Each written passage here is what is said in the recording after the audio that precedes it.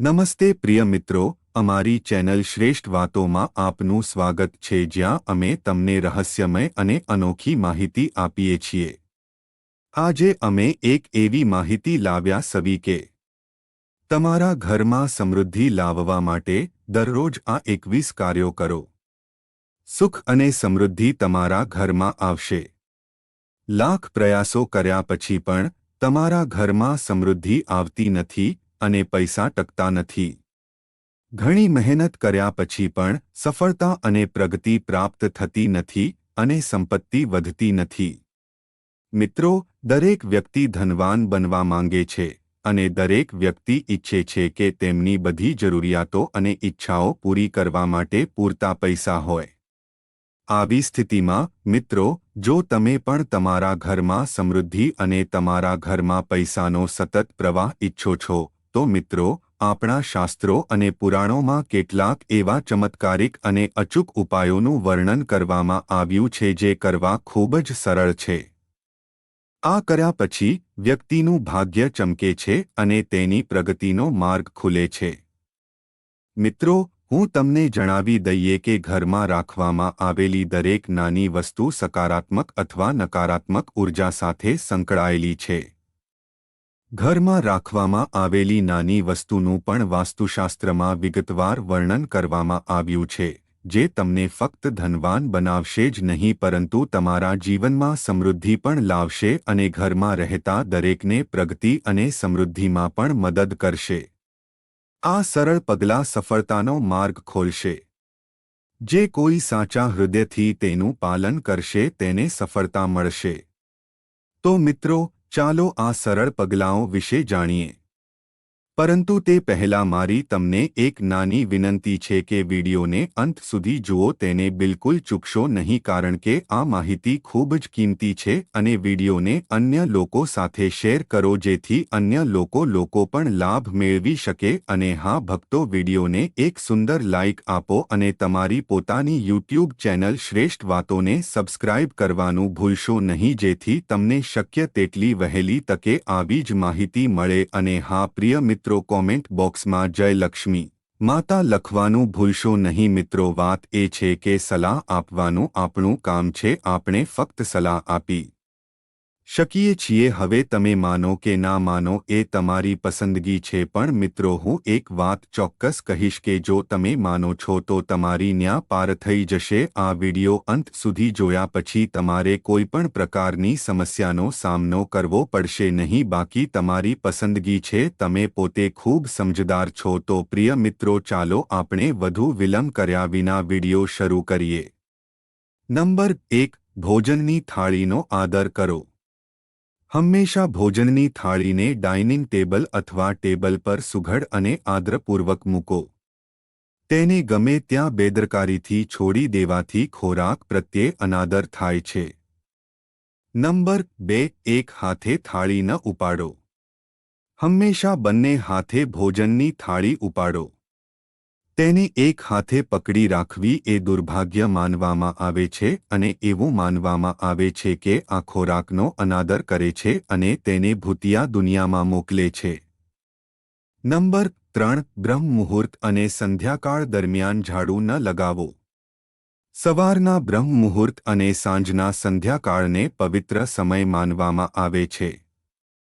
આ સમય દરમિયાન ઝાડુ મારવું એ દુર્ભાગ્ય માનવામાં આવે છે.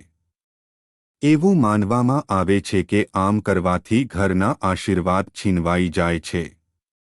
નંબર 4, સાવરણીને યોગ્ય જગ્યાએ રાખો. હંમેશા સાવરણીને એવી જગ્યાએ રાખો જ્યાં મહેમાનો તેને જોઈ ન શકે. તેને પલંગ નીચે રાખવું અશુભ માનવામાં આવે છે. સાવરણીને યોગ્ય રીતે જાળવો. તે ઘરની સ્વચ્છતા અને સમૃદ્ધિનું પ્રતીક છે. નંબર 5, ઘરની સ્ત્રીનો આદર કરો. ઘરની સ્ત્રીને પરિવારનો પાયો માનવામાં આવે છે. ઘરની ગરિમા અને સમૃદ્ધિ માટે તેનું સન્માન કરવું જરૂરી છે. જો ઘરની સ્ત્રી ખુશ હશે તો ઘરમાં શાંતિ અને સુખ રહેશે. નંબર 6, દક્ષિણ તરફ મુખ રાખીને પગ ન સૂવો. હંમેશા ખાતરી કરો કે તમારું માથું ઉત્તર કે પૂર્વ તરફ હોય. દક્ષિણ તરફ મુખ રાખીને પગ રાખીને સૂવાથી નકારાત્મક ઉર્જાનો પ્રભાવ વધે છે અને તમારા સ્વાસ્થ્ય પર નકારાત્મક અસર પડી શકે છે. નંબર 7. ફાટેલા ખિસ્સાવાળા કપડાં ન પહેરો. જો તમારા શર્ટ કે પેન્ટમાં ફાટેલા ખિસ્સા હોય તો તેને તાત્કાલિક રિપેર કરાવો. ફાટેલી બંગડીઓ પહેરવાથી નાણાકીય સમસ્યાઓ અને અનિચ્છનીય મુશ્કેલીઓ થઈ શકે છે. તેને ગરીબીનું પ્રતીક પણ માનવામાં આવે છે. નંબર 8. તમારા પૈસા સુરક્ષિત રાખો. હંમેશા તમારા પાકીટ કે ચલણને તમારા આગળના ખિસ્સામાં રાખો. તેને તમારા પાછળના ખિસ્સામાં રાખવાથી ચોરી કે ખોટનું જોખમ વધે છે. વધુમાં, તમારા પૈસા સુરક્ષિત રાખવાથી તમારી નાણાકીય સ્થિતિ મજબૂત બને છે. નંબર 9. કોઈપણ પ્રકારના નશાથી દૂર રહો. નશો તમારા સ્વાસ્થ્યને પણ નુકસાન પહોંચાડે છે અને દેવી લક્ષ્મી ક્યારે આવા ઘરોમાં નિવાસ કરતી નથી. મિત્રો માટે જૂઠું બોલવું હંમેશા ખરાબ સંકેત છે. જૂઠું બોલવાથી ઘરનો આશીર્વાદ પણ છીનવાઈ જાય છે અને દેવી લક્ષ્મી અને દેવી સરસ્વતી ક્યારે આવા ઘરોમાં પ્રવેશતા નથી. વધુમાં, દાંત હંમેશા સારી રીતે સાફ કરવા જોઈએ અને ચમકતા રાખવા જોઈએ. નંબર 10. થૂંકવાની કે ખાંસવાની આદત તાત્કાલિક બદલો. જો તમને ખાંસી કે થૂંકવાની સમસ્યા હોય તો શક્ય તેટલી વહેલી તકે તેની સારવાર કરાવો, નહીં તો ભવિષ્યમાં તે તમારા માટે ગંભીર સમસ્યાઓનું કારણ બની શકે છે. ઘરમાં બધે ગંદકી ફેલાવવાનું ટાળો. આનાથી ઘરમાં ધન રહેવાનું બંધ થશે. તમારા નખ અને વાળ લાંબા રાખો. ઉપરાંત, તમારા શરીરના બધા છિદ્રોને દિવસમાં 3 વખત સવારે, સાંજે અને રાત્રે સારી રીતે ધોઈ લો. નંબર 11. પ્રાર્થના ખંડમાં કોઈપણ દેવતાની એક કરતાં વધુ મૂર્તિ કે ચિત્ર ન મૂકો. પ્રાર્થના ખંડ સિવાય ઘરના અન્ય કોઈ ઓરડા કે વિસ્તારમાં દેવતાઓની મૂર્તિઓ ન મૂકો. ઉપરાંત, કોઈપણ દેવતાના 2 ચિત્રો એકબીજાની સામે ન મૂકો. દેવતાઓના ચિત્રો ક્યારે પુરુષ સ્ત્રી ખૂણામાં ન મૂકવા જોઈએ, નહીં તો તમે કોર્ટ કેસોમાં ફસાઈ શકો છો. નંબર 12. સલામત તિજોરીમાં હળદર, ગાય અને ચોખા રાખો. ધન અને સમૃદ્ધિ માટે હળદરના થોડા ગઠ્ઠા લો અને તેને પીળા કપડામાં બાંધો. તિજોરીમાં થોડી ગાય અને ચાંદી અને તાંબાના સિક્કા રાખો. જો શક્ય હોય તો હળદરથી કેટલાક ચોખા પીળા રંગ કરો અને તિજોરીમાં રાખો. તે ધન વધારે છે અને ઘરમાં સમૃદ્ધિ જાળવી રાખે છે. તિજોરીમાં સુગંધિત વસ્તુઓ રાખો. તિજોરીને પવિત્ર અને સકારાત્મક ઉર્જાથી ભરવા માટે તમે તેમાં અત્તરની એક નાની બોટલ, ચંદનની લાકડી અથવા ધૂપ લાકડીઓનું પેકેટ રાખી શકો છો. આ તિજોરીને સુગંધિત રાખે છે અને સંપત્તિની ઉર્જા આકર્ષે છે. નંબર 13. ઘરમાં દેવતાઓના સૂકા ફૂલો રાખો. પૂજા પછી જો દેવતાઓને ચઢાવવામાં આવતા ફૂલો અથવા માળા સુકાઈ જાય તો તેને તરત જ ફેંકી દેવાને બદલે તેને ઘરમાં કોઈ પવિત્ર સ્થાન પર રાખો. એવું માનવામાં આવે છે કે આ સૂકા ફૂલો પણ સકારાત્મક ઉર્જા ફેલાવે છે અને ઘરમાં શાંતિ અને સુખ જાળવી રાખે છે. દરરોજ કપૂર પ્રગટાવો. દરરોજ સવારે અને સાંજે ઘરમાં કપૂર સળગાવવો અત્યંત ફાયદાકારક છે. જો ઘરમાં ક્યાંક વાસ્તુ દોષ હોય તો ત્યાં કપૂરનો એક નાનો ટુકડો સળગાવો. કપૂર બાળવાથી વાતાવરણ શુદ્ધ અને સુગંધિત થાય છે. તે પિતૃદોષ અને અન્ય નકારાત્મક અસરોને પણ શાંત કરે છે. નંબર 14. શનિવારે કાળા કૂતરાને રોટલી ખવડાવો. જો તમે પૂરતી કમાણી કરવા છતાં ધન એકઠું કરી શકતા નથી તો દર શનિવારે કાળા કૂતરાને સરસવના તેલમાં પલાળેલી રોટલી ખવડાવો. આ ઉપાય તમારી આર્થિક સ્થિતિ અને સમૃદ્ધિ સુધારવા અને સમૃદ્ધિ માટે ખૂબ જ અસરકારક માનવામાં આવે છે. સાંજે સૂવું, અભ્યાસ કરવો કે ખાવાનું ટાળો. સાંજે સૂવું, અભ્યાસ કરવો કે ખાવાનું વર્જિત માનવામાં આવે છે. સૂતા પહેલા ઠંડા પાણીથી પગ ધોવા, પરંતુ ભીના પગે સૂવું અશુભ છે અને તેનાથી સંપત્તિનું નુકસાન થઈ શકે છે. નંબર 15 કરોળિયાના જાળાથી બચો. ઘરમાં કે શૌચાલયમાં ક્યાંય કરોળિયાના જાળા બનવા દેવા જોઈએ નહીં. કોબવેઝ ઘરમાં નકારાત્મક ઉર્જા અને આળસનું પ્રતીક છે. ઘરમાં સકારાત્મક ઉર્જા રહે તે માટે તેને તાત્કાલિક સાફ કરવું મહત્વપૂર્ણ છે. ઘરના કોઈપણ ખૂણામાં કચરો અને ગંદકી જમા ન થવા દો. કચરો અને નકામી વસ્તુઓ નકારાત્મક ઉર્જા વધારે છે અને ઘરની સમૃદ્ધિમાં અવરોધ ઊભો કરે છે. સ્વચ્છતાનું ધ્યાન રાખવાથી ઘરમાં સકારાત્મકતા અને સમૃદ્ધિ આવે છે. નંબર 14 રાત્રે ચોખા, દહીં અને ખાંડનું સેવન કરવાનું ટાળો. આમ કરવાથી દેવી લક્ષ્મીનો અનાદર થાય છે. આ ઉપરાંત જે લોકો સુખ અને સમૃદ્ધિ ઈચ્છે છે અને આર્થિક મુશ્કેલીઓનો સામનો કરી રહ્યા છે તેઓએ રાત્રિ પ્રાર્થના દરમિયાન ખાવાનું ટાળવું જોઈએ. ખોરાક હંમેશા સંપૂર્ણ રીતે અથવા ઉત્તર તરફ મુખ કરીને ખાવો જોઈએ. જો શક્ય હોય તો રસોડામાં બેસીને જૂતા કે ચંપલ પહેરીને ખાવું જોઈએ. નંબર 17 સવારે ક્યારે મોઢામાં કોગળા કર્યા વિના પાણી પીવું નહીં. ક્યારે બ્રાહ્મણ અથવા અગ્નિના પગને ખુલ્લા હાથે કે પગે સ્પર્શ ન કરવો, કારણ કે આનાથી તેમનો વિનાશ થાય છે. રાત્રે ક્યારે પણ ભોજનના પાત્રને ધ્યાન વગર છોડીને સૂઈ જવું જોઈએ નહીં. જમતા પહેલા દેવતાઓનું આહ્વાન કરો. જમતી વખતે વાતચીત કે ગુસ્સો ટાળો. હંમેશા પરિવારના સભ્યો સાથે બેસીને ભોજન કરો.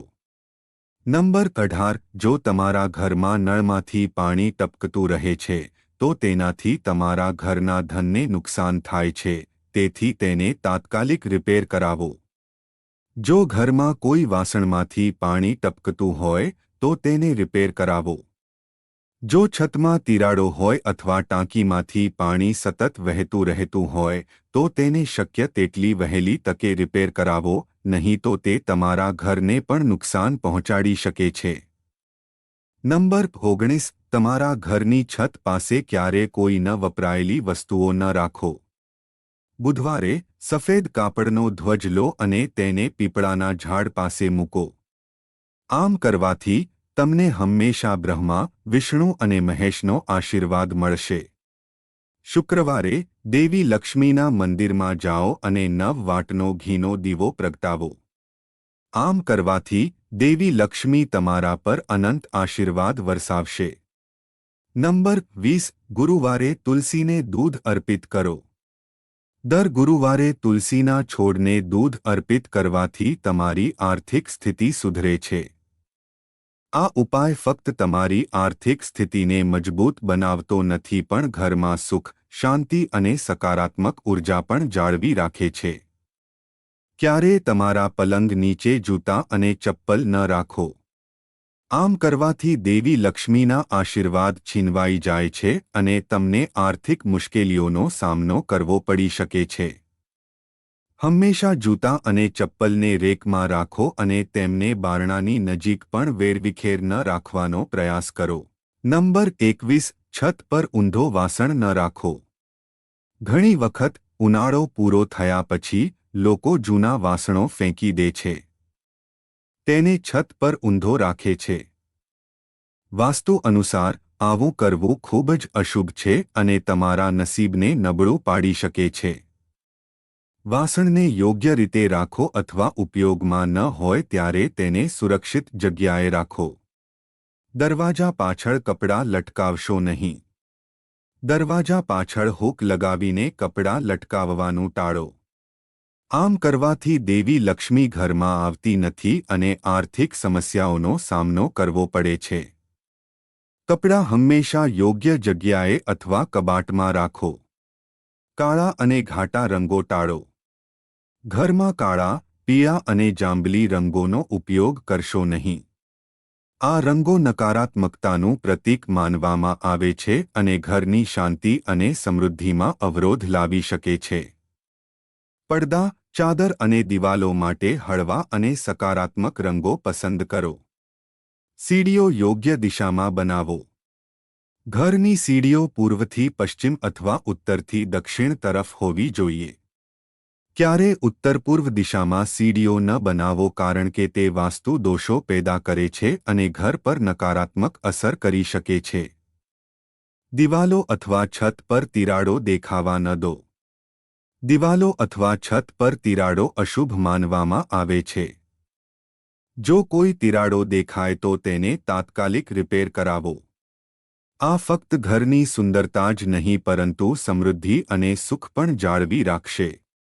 પ્રિય મિત્રો, તમને આ વિડિયો કેવો લાગ્યો તે અમને કમેન્ટમાં જણાવો. જો તમે માતા લક્ષ્મીના સાચા ભક્ત છો, તમે માતા લક્ષ્મીનો પ્રેમ અને આશીર્વાદ મેળવવા માંગો છો અને માતા લક્ષ્મી તમારા ઘરમાં નિવાસ કરે તેવું ઈચ્છો છો અને તમે માતા લક્ષ્મીને પ્રસન્ન કરવા માંગો છો તો વિડિયોને ઝડપથી લાઇક કરો અને તમારી યુટ્યુબ ચેનલ શ્રેષ્ઠ વાતોને સબસ્ક્રાઇબ કરો અને કોમેન્ટ બોક્સમાં જય લક્ષ્મી માતા લખો. મિત્રો, આ બધી માહિતી હિતને ધ્યાનમાં રાખીને આપવામાં આવી રહી છે. તમારી શ્રદ્ધા અને માન્યતા પર જ્યોતિષ અને ધર્મના ઉપાયો અને સલાહ અજમાવો. વિડિયોનો હેતુ ફક્ત તમને વધુ સારી સલાહ આપવાનો છે. અમે આ સંદર્ભમાં કોઈ પણ પ્રકારનો દાવો કરતા નથી. મિત્રો, જો તમને વિડિયો ગમ્યો હોય તો લાઇક કરો અને કૃપા કરીને સબસ્ક્રાઇબ કરો. આભાર. જય શ્રી કૃષ્ણ.